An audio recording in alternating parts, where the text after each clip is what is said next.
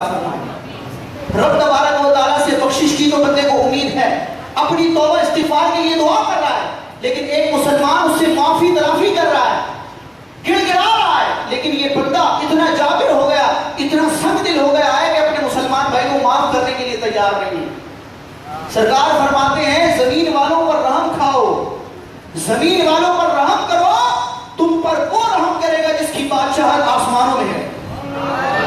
رحم کرو، رحم کیے جاؤ گے، معاف کرو، معاف کیے جاؤ گے،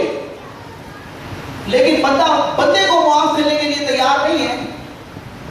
لیکن رب سے معافی جانے کے لیے ہر وقت ملتجی اور دعا میں مشغول ہے۔ تو کیا خبر کہ ہم کسی مسلمان کو، اپنے مسلمان بھائی کو اس کی غلطی پر معاف کر دیں، اگرچہ وہ غلطی پر ہے، ہم سمجھیں ہم اس کو معاف کر دیں تو اس معافی کی برکت سے اللہ تعالیٰ ہمیں بخش دے۔